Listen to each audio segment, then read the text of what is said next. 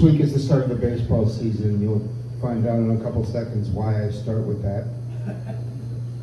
I was 6 years old, watching the Cub game with my dad. The Cubs were losing. It was the bottom of the ninth. And all of a sudden, my dad reaches out, "Hand, give me your hand." I hold his hand. And my dad explains, "The only way we're going to win this game is if we hold hands." Okay. Cubs lost the game. But the silver lining was that I got to hear a stream of colorful curses that I'd never heard before in my life. I was a sensitive 6-year-old boy, and when I heard that, I thought, this is great. A few weeks later, same thing. My dad's like, "Hand." But this time the Cubs won the game, and we were jumping up and down and hugging each other and screaming. "Stop." He looks at me and he says, "Always remember, listen to your old man." Well, this went on for about 40 years. So my dad once again goes, "Hand." I said, "Dad, I don't want to hold your hand this time. I'm 44 years old." And he looks at me upset and he says, "What are you, some kind of a schmuck? You gotta hold my hand right now. This is a big game. We're playing the Cardinals." So we held hands. Cubs lost the game. So there was a lot of togetherness, laughing, an awful lot of jousting, and more baseball than you could possibly imagine. 5 years later, my dad died. And that week, my mom gave me a bag of his ashes. 2 days later, I went to Wrigley Field with my sister Wendy so we could spread the ashes all around the ballpark. This is totally illegal, but I highly recommend it. My sister was helping me the whole time, except for one moment when I went into the men's bathroom to spread some of my dad's ashes. And you may wonder, why the hell would you do something like that? Well, that bathroom gave my father a lot more relief over the years than the Cubs ever did. But as we left the park, Cubs won, my sister and I held hands. As we left the park, I thought, I gotta come back here if this team ever wins the pennant or the World Series and spread more of my dad's ashes. Figured that would never happen. 3 years later, the Cubs had a pretty good team, and I'm watching Sunday Night Baseball, Cubs-Dodgers. Cubs pitcher Jake Arrieta has a no-hitter in the bottom of the ninth, and I call up the stairs to my kids, "Kids, I need you." My kids come downstairs. "Hand!" And we hold hands, and the Cubs got the no-hitter. I looked at my kids. "See, it works."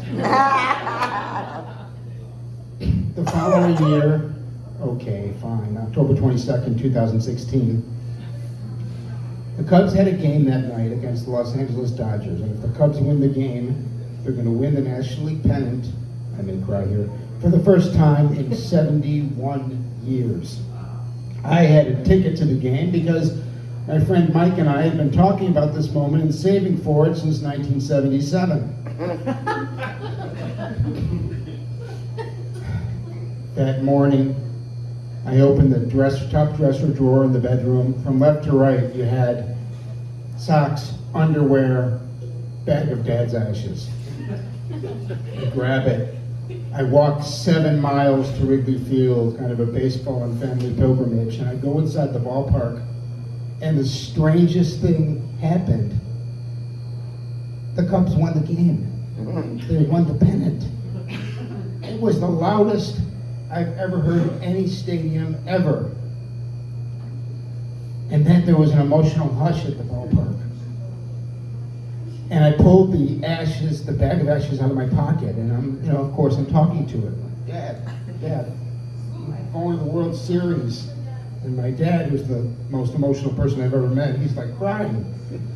And you may wonder, why would you talk to a bag of ashes?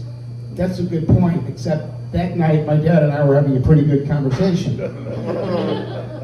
So I head downstairs, I go to the right field corner, I pull some ashes out of the bag, I throw them towards the field, and the ashes blew right back into my face.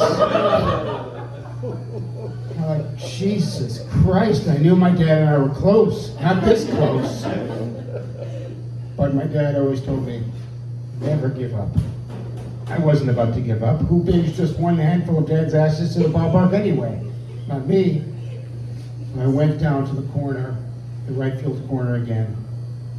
But this time, I remembered to look up to the flagpole in the right field corner and the flag, because how much it's blowing and which direction, you can tell, is it okay to drop the ashes on the field tonight?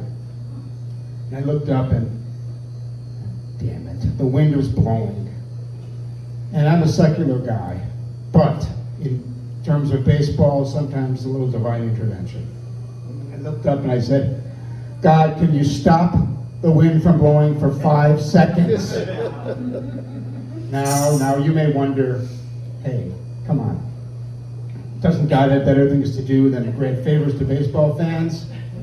No, he doesn't. And I looked up and the wind had stopped. And I look at the field and I reach into the bag of ashes in a moment of emotion and contemplation. My dad wasn't hearing any of that. He was the least patient person ever. He said, come on, let's go. Let's wrap this thing up. Let's go. We got a game on Tuesday. I said, Dad, I got this. And I threw the ashes onto the field. And I watched them descend onto Wrigley Field. And it was the most beautiful thing I had ever seen. And I looked at the field and said, love you, Dad. Give me your hand, Pops. Give me your hand. This is our year. And it was.